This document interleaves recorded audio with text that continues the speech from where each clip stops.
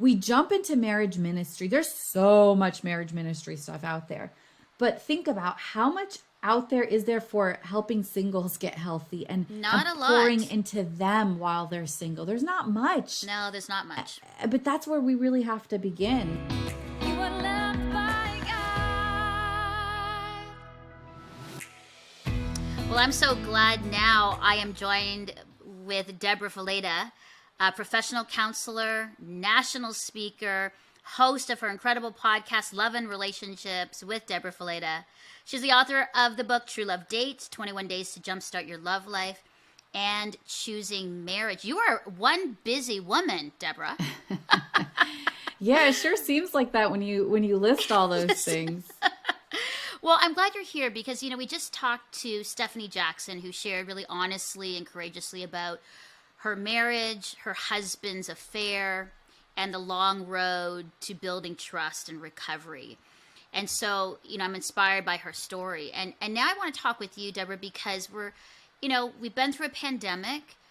We need our marriages strengthened. We need help on how to strengthen our marriages and also how to strengthen our singleness. And you are like the expert. We looked across North America and you were the one, Debra, that we were like, we got to bring her on and get some help. So let's talk about marriage. I think it's because when I talked to Stephanie, one thing that struck me, and I'm married too, is marriage takes work. Yeah, sure does, doesn't it? So what would be some of your tips, tools, resources to really help strengthen marriage that's really struggling today? Yeah. I like that you say marriage takes work, and I think a lot of people struggle with that phrase. They don't want to hear it. But if we think about it, I mean, anything that you get a license for out there in the world takes training. Like just to get a driver's license is 100 hours here in the States. To get a counseling license took me 3,500 hours of work. My husband, to get his medical license, it took 20,000 hours. But marriage, one of the most important decisions, you go in to get your license, you sign a paper, and there's no training involved whatsoever. That's true. Which is crazy because why then do we assume just because we're Christians, we're going to be good at it? Why do we assume that just because we're Christians means we're going to be healthy emotionally and mentally and relationally? I mean, that's not how it works. And we don't make that assumption with other areas of our life. We don't assume that when we become Christians, our blood pressure is going to be just right, our cholesterol is going to be just right. But we make that assumption relationally, emotionally, mentally. So I think first and foremost, it requires us to take a step back and really ask, what's the work that I'm putting into becoming healthy, standing alone? And I think this applies to singles and married couples. A lot of times when a married couple will come into my counseling practice asking for counseling, they want to work on the marriage right away because that's the natural desire. Like, let's just fix this. But usually I'll stop and have them both take a look at their own individual health. Like, how are you standing alone? Because your health standing alone is going to dictate what you do, how you interact in a relationship. Your health determines the health of your relationship. Oh. And so whether you're single or married, this applies in the sense that we need to start looking inward and start to do that work in our own lives and in our own heart. So what would be the first thing? So I'm like, and I love that you like validated when I said marriage takes work. So here I am, I'm in a marriage and I'm listening to you, Debra. I'm like, okay, I'm going to take some of my own ownership on this. What would be the first thing that I should ask myself or do? That's such a good question. So I like to break this down into 4 different areas just to make it a little bit more practical. Jesus calls us to love the Lord with our heart, soul, mind, and strength. So let's break that down. Heart refers to our emotional health. Soul, our spiritual health. Mind, our mental health. And strength refers to our physical health. I mean, sometimes I think we take all of that stuff for granted. And if you were to come into my office for a session, the first thing that I would have you do is to kind of start working on your emotional health by having you draw me a timeline. Draw me a timeline of events from as far back as you can remember to today, of things that have impacted you along the way, things that have shaped you, things that have made you who you are today. And when we look through that timeline, many of us, in fact, most of us, will realize that we've got things from childhood that have impacted us along the way. And those things in the past influence how we do relationships in the present. For example, that woman who comes from a family where the father was not very emotionally present, just kind of absent. We call him emotionally unavailable. He wasn't there for her emotionally. Well, that's going to affect the type of relationships she engages in the present, because she's probably going to find herself attracted to people who also aren't emotionally available, because for her, that's the norm. That's what's familiar. And I think sometimes we tend to do what's familiar over what's healthy, Oh, that's good, Deborah. That just went bing. So we do what's familiar rather than what's healthy. Right. Wow, that's powerful. And so looking through at our past is a huge component to figuring out our emotional health and why we do what we do, the patterns that have been passed down to us. You probably know this, Melinda, but I just wrote a book called Are You Really Okay? And it's really challenging us to get real about how we're doing emotionally, mentally, spiritually, and physically, because I think people think that time is just going to get us there. Like, oh, we'll just let the passing of time happen. Like 2020, there was a lot of distress in 2020, right? Oh, yes. It was a hard year for so many people. And if we just assume that the passing of time is going to get us to a better place, we're wrong. Because time alone doesn't heal wounds. We have to be intentional about doing that work. I like that. So emotional, I love that part. And I like how you broke that down. So what about mental? Yeah, mental health is another big component. And there's two aspects to mental health. First and foremost, I would say taking inventory of our thought life. That's good. Yeah. Like, what are my thoughts? What kind of filter do I see life through? Are my thoughts, do they tend to be positive or negative about the world, about me, about my situation, about my spouse? What kind of insecurities do I carry? Because all of that is our mental health. All of that adds to our mental health. And we have these patterns of thinking that we don't even recognize sometimes. It's almost like a CD player. It's on repeat in our brain.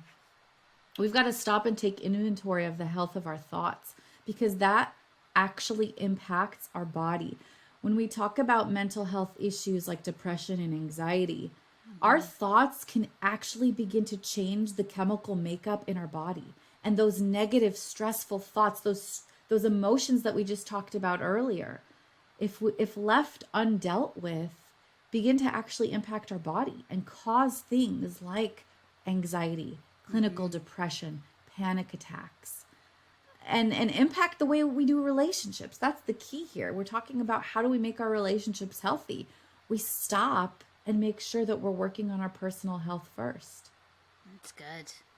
So we've got emotional and mental, and then you've talked physical. And I like that because, I think, Deborah, for a lot of us, we don't go through those emotional, mental, spiritual, and physical. Like sometimes we just focus on one and we're like, the other ones don't really matter. They don't You're really absolutely impact right. me or connect with me, right? And it's really great for you to say this again and reiterate to us that it's all four that need to be healthy together. So physical, and some people are like, oh, that means I have to exercise every day. Like, what does physical health mean?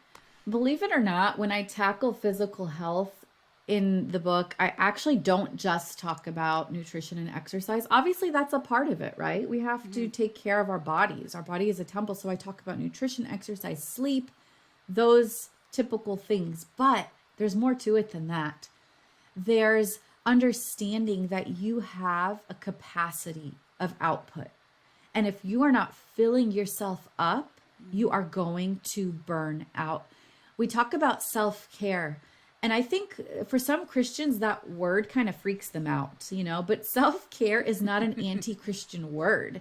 In fact, it's something that Jesus did. He took the time to set boundaries around his life, to say no at different points, to get away and rest, to eat, to sleep. Like he took the time to care for the temple that God has given him so that he could be the best at pouring out. And so when we look at that model, we see so many of us especially in Christian culture, I think we tend to have this high capacity where we just want to do for the kingdom of God, do yes. for the Deborah, glory of God.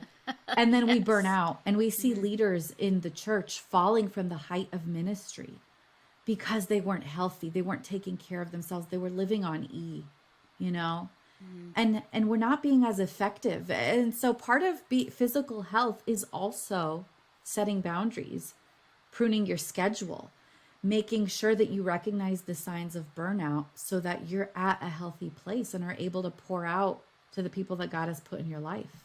I am so glad, Deborah, you said that. You know, this has come up in a number of conversations with my girlfriends and leaders here in Canada, you know, especially leaders who work in ministry or pastors, because it seems like either ourselves or our culture or our church congregation help to drive us to not take care of ourselves physically. Like, just keep working. There's Right. so many more people that need to hear about Jesus. You got to keep going. You've got to be available 24/7. The expectation that people have on Right. us is insurmountable and too much. And You're sometimes, absolutely Deborah, right. it's myself too, or it's us, where it's like, okay, I feel that, so therefore I should be that. And Yeah. and you probably know too, I have so many, and I did. I mean, I had a real burnout and depression, you know, years and years ago, because what came about was I was just had too much on me that I could not emotionally, spiritually, mentally, physically carry it. It was too much of a burden of all the things I was carrying, and I literally had a burnout and crash in like the height of ministry.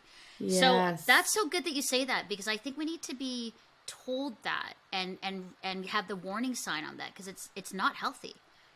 Yeah, you're absolutely right. And so many people do struggle with this. And not only that, but when we find ourselves overdoing it, instead of culture pulling us back, we actually get affirmed and praised for it. Like, oh, Yes. you're killing it. You're grinding, good for you. When Yeah. you're really dying inside, Right.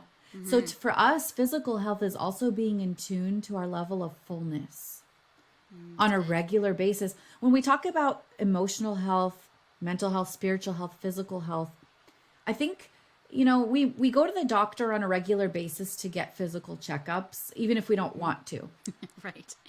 But how often do we stop and really do an emotional checkup, a mental checkup, a spiritual checkup, a boundaries checkup? How often do we really stop to prioritize that? That's why I say we think we're okay until we're not. Yeah. But I exactly. don't think it's necessary for us to get to that point of breakdown and burnout to do things differently. I think we can look at it through the lens of preventative maintenance. Like, what can I do now to keep myself at a healthy place? Even if you think you're doing well, what can you do to take the next step of wellness and health, And what I love about this is that, I start with my question to you, Deborah, about marriage. But imagine if everybody individually did this. That's exactly right. And I see what you're saying now, right? It's like every individual takes this responsibility: emotional, mental, spiritual, and physical health. Then when we come together, or as we are together, two healthy people living together, having a healthy relationship, versus two broken people and burnt out people trying to carry a marriage, manage kids, household, live a flourishing life and not a depressed life.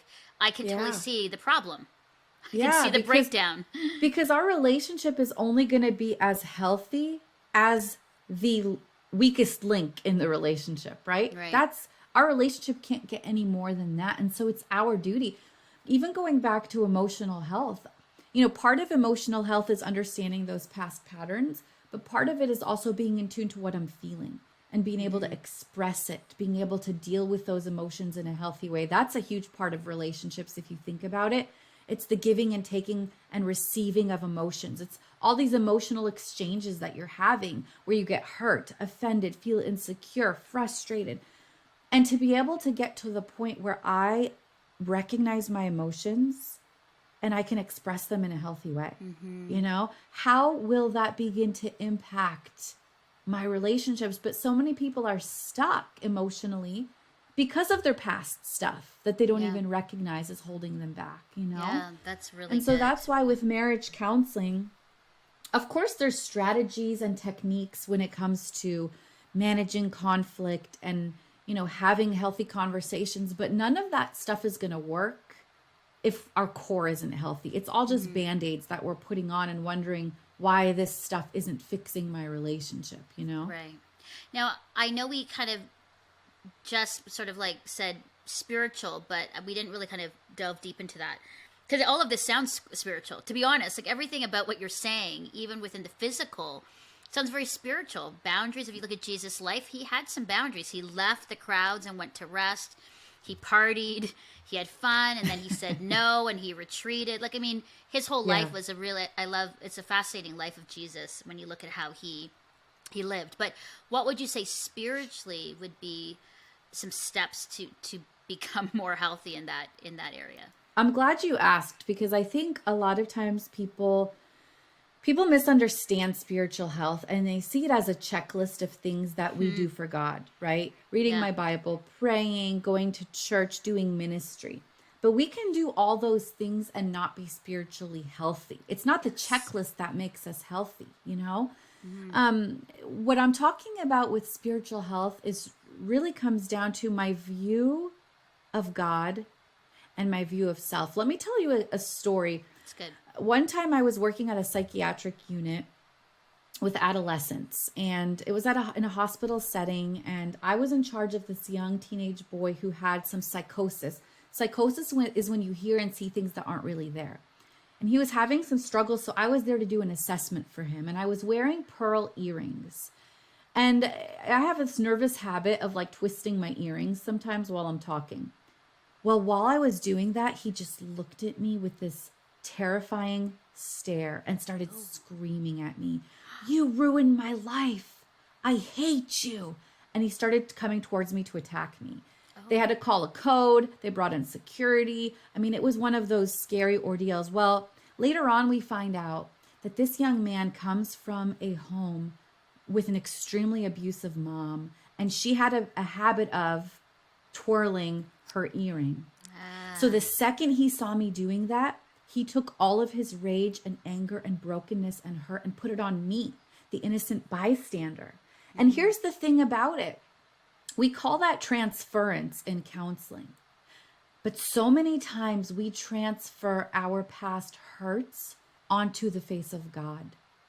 You know, maybe we grew up with a mother who wasn't really there for us, or a father who is like my way or the highway strict, or a pastor who caused abuse in some way. And we take those wounds and we put them on the face of God, and we view God through this lens of he's apathetic, or he's got too many rules, or he's judging me, you know, or he can't be trusted. So when we talk about our spiritual health, what we're really talking about is there anything blocking me from how I see God? Is there anything inhibiting the way that I see my own identity, you know? Because that's the core of being healthy people, is seeing God in the way that he's meant to be seen for who he really is. That is so good. And I mean, I know this sounds so funny, Deborah, but God's probably like, yay, finally. Finally somebody's saying this, because He's like, stop blaming me for this stuff. It's not me. It's your dad. It's your, it's your family of origin. It's the past. I mean, and I say this like this, but those are my conversations with God, Deborah. Sometimes I'm like, are you okay? I believe it. I love that. Yeah, God, are you okay? Am I doing something that's really about me and not about you? But I think that's important again. I think a lot of times, and I think that's where a lot of blocks, you're right, to having a relationship, a full relationship with Jesus, God. Yeah. Is because, and why they don't, a lot of people that I know don't, is because they are projecting all the stuff from other people and church and hurts onto God and going, that's God and I don't want anything to do with it. And God's like, that's not me at all. And you don't even have to come from a toxic family to deal with this stuff. I come from a family of immigrants. They came from another country and they worked so hard. And somewhere along the way, I sort of adapted the false belief that to be a good Christian meant to do well, to work hard, to do for God. It took God to break me in order for me to realize, like, I am loved without doing a thing. I am loved because of what God has done for me. And I come from a good Christian home. But that just goes to show you, like, these narratives are things that we might even have without realizing. And you don't have to come from a toxic home to struggle with your belief about God. Yeah, that's so good. So we've got these 4 areas, and I just learned a lot. I was taking notes too, because, you know, again, before we even say let's have a healthy marriage and let's be a healthy single, it's like let's be a healthy you as the person, and that you know what, that just goes into every relationship, Deborah. I mean, that's colleagues and work, as a leader, in your community, within your family. Like if we were all, you know, committed to working at these, imagine all of our relationships. Yeah. You know, that we have. So, okay, so for marriage, we come in both, those in the marriage come and say, okay, I'm choosing to work on these 4 things. And I would say that would really make a good, successful marriage. I know. My husband, we could Chris, stop and myself. counseling right there. You're We could done a literally job. You're stop gone. counseling. You're out of a job, Deborah. I know. And I actually say, if we want to see less of a need for marriage ministry, let's start by pouring into singles and helping them get healthy. Because I think so sometimes good. the church, we jump into marriage ministry. There's so much marriage ministry stuff out there.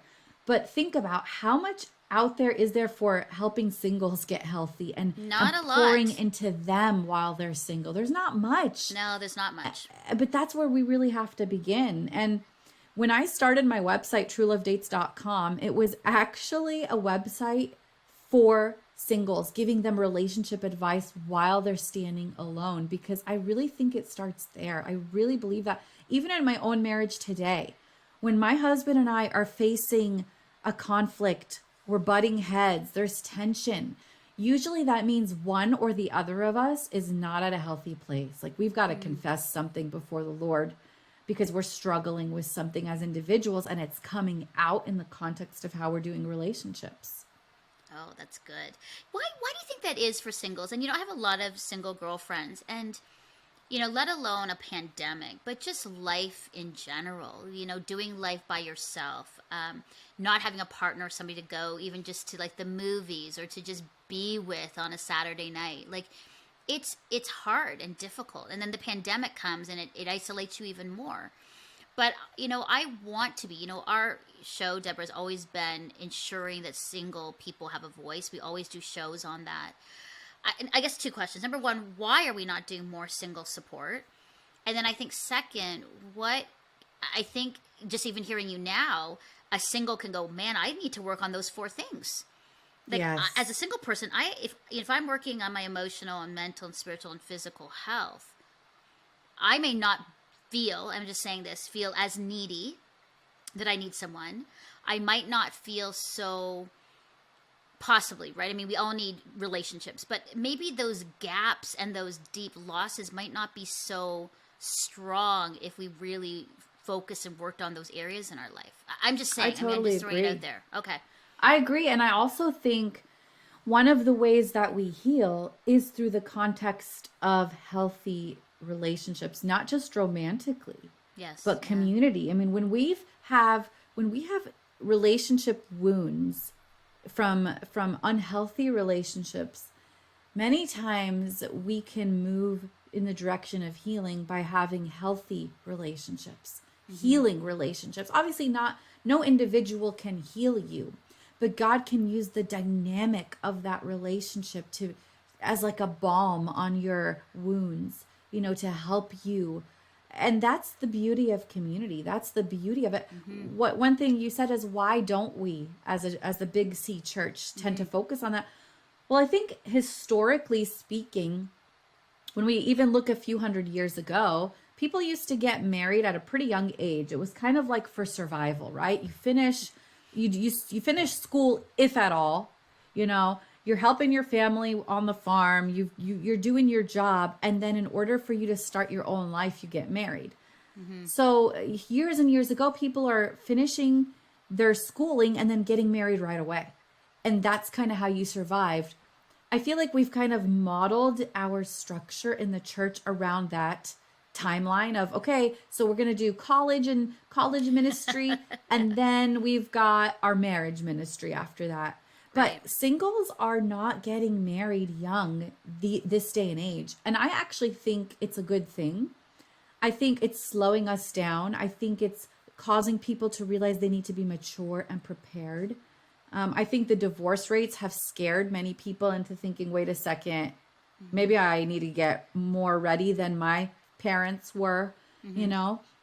And so there's a lot of reasons why people are waiting to get married, but we've got to keep up with what's happening today. And because there's so many singles from age 20 to 40 plus, Yeah. I think we've got to do a better job of being there for singles. And honestly, one thing that I do when I travel around to different churches is to kind of explain the message that if we want healthy marriages, we've got to start with healthy singles. And this is really time well spent, energy well spent, ministry well spent, when we can focus on our singles, because they're the future, you know, they're Yeah. the future families.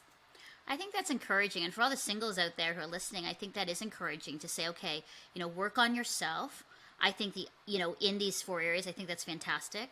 I also think it's a call, out, Deborah, to me and to people who are married, that, it's big community and big C church. We don't go, okay, now we're all just married and we hang out in our married clubs. We should be multi-generational, groups and small groups and communities where everybody's a part of dinners and hangouts and Right. everything. So nobody feels alone. I think that is one of the challenges I've seen in churches where they've created groups. Like, here are the singles, here's the women's group, here's the men's group, and the seniors group. Right. I'm not quite sure that's the way. I really believe, as you're talking, Deborah, we should actually have all of us together so we can mentor, we can share together, we can talk. There can be moms and dads and aunties and uncles and singles and married and divorced and all kinds together, so we can learn together and be together. I think that could be one of the big answers for Yeah. a lot of the problems of loneliness, isolation, and disconnection. Yeah, I love that. I love that. And when I travel to different countries, I do notice that the countries that are better with community, like the Middle East, for example, their singles aren't feeling as isolated and as desperate to get married. Because when you feel desperate, you're going to enter into a desperate relationship. That's just how it works. You attract what you believe you deserve. And when you're desperate and isolated and lonely, those are the times that you make your worst relationship choices, Yeah. So what does that look like for us in the context of community? Because part of gathering community around me is a big part of spiritual health as well. No, it's good. And I will say this, when I went through a very sort of public divorce, now it's 12 years ago. And so, I'm in ministry, my husband decides to leave. The greatest thing that helped me, that got me to where I am today, that I didn't lose sight of Jesus, that I didn't get kicked off the platform, that I'm still doing national television and a podcast, I'm still in ministry, is community. It really was. I mean, family for sure, but my church community, brothers and sisters, were the ones who were like, we will not let you down. We will have you. We will carry you. We will ensure that you are not alone, that you will be restored, that you will, get healing, whether they had to take me to my counseling sessions or call me, whether they gave me jobs, whether they said, we will not shoot our wounded and we will not kick you off of Christian national TV. We will ensure that you will be healed and restored. Now, I am Deborah, I sit, that's not everybody's story, and a lot of people's stories in ministry when things like that happen. So I know that mine is sometimes, is an exception in a lot of ways. But I realize, and I believe that's the story that God's given to me to say, announce and proclaim when community rallies for the single again. this is what can happen. I am still here, and I say that I am still here because of that commitment and love from community. And so I totally understand that. I totally get that. And I keep saying, when I go and speak, I'm like, to the church, you have to be the church. This is not about taking people out or judging. This is all about grace and love and healing, and you're the people to do it. I love that. You're the That's so people to do it. powerful. That Yeah, is so, so so powerful. You know, so I also feel like it's helpful for us as we're talking about community to also talk about the role of Christian counselors, because that is part love of them. community, Yes, right? Is that's what having helped people me. to surround you and to guide you and to hold your hands up and to give you perspective when you're struggling. And I know I'm a Christian counselor, I'm a licensed therapist, so I'm probably a little biased, It's but okay. You I can just be. believe in the power of therapy, and I've seen it in my own Mm-hmm. life, especially from someone who's a Christian but holds a license to counsel people, that's been trained, to really walk you through this stuff. I think sometimes people look at counseling kind of like this negative, like, I'm sick, something's wrong with me, I don't want to go to counseling. But what if we were to start seeing counseling like going to the gym? I'm going to strengthen my emotional and mental and relational muscles. I'm going to work on these things. Because I think changing our perspective can really influence the way that we see it and our willingness to engage in it, and just to Yeah. decrease the stigma in general with this stuff. I 100% agree. You know, Deborah, when I go out and speak, I say, yes, family, community. I actually have a great doctor and an incredible counselor and therapist. I could not have gotten through my depression or through my divorce or through a lot of things in my life without somebody who was an expert, that was a counselor and therapist, to get me through, because I couldn't think of that stuff on my own. I didn't understand. I could say something, but I needed somebody to kind of guide me to say, actually, that's a deeper thing, Melinda, or that is Yes. family of origin, or that is a familiar pattern that you're choosing versus something that's healthy, like what you're saying, Deborah. And so Yes. I will tell anybody, I've actually sent probably 15 people to my Christian therapist. That's I love amazing. her, Iris. A huge shout out to Iris. But she has single-handedly helped many in my community find our way Oh and give man, I voice love and that. words to what we didn't know, what we were feeling, and then see healing happen. Absolutely. Oh, I'm that's so glad you so are. I'm so glad you are. Like, that's so wonderful. yeah. I'm proud of you for using your story to just bring healing and perspective, because when you see somebody who's been through it, it gives you the courage to say, okay, you know what? Maybe I can do this as well. One more thing I wanted to add, like, as a therapist, I wrote Are You Really Okay as a therapist, but I also wrote it as a person who's been there myself, struggled with depression, with panic attacks, with anxiety, with trauma that I had to deal with, and with engaging in the process of getting healthy emotionally, mentally, physically, and spiritually, like all of it. Just because I'm a counselor doesn't mean I'm immune to mental and emotional health issues, just like a doctor isn't immune to getting sick. This is just part of being human. And my hope for the message is that people don't just read it and just move on, but like interact, grab a journal, do the questions, dig deep. See it as a 12 chapter counseling session where you're diving into your past and really getting real about who you are and how you're doing, and what God has for you. That's really my hope. But I say Amazing. that as a person who's been through it, not just a quote unquote expert. You can't really become an expert unless you've walked through it Right. yourself. Yes, Deborah is amazing, and I so appreciate it. You know, I love how it's like, help us be strengthened in our marriage and singleness, and then it's like, wait a second, let me help you be strengthened as yourself, and then you can really then see, your marriages become strengthened and flourishing, and as a single person, maybe not see what you don't have, but what you do. And so, thank you. I thank you not only for being a host of a podcast, but an author, for just your honesty. And I know our listeners, this is about a series on SOS, Summer of Strength. And I think you've really given us a lot of tools and inspiration to help us be strengthened, not only in our marriage and singleness, but with ourselves too. So thank you so much for being with me Thank today. you. I love this series and I love what you're doing, and I'm so thankful to be a part of it.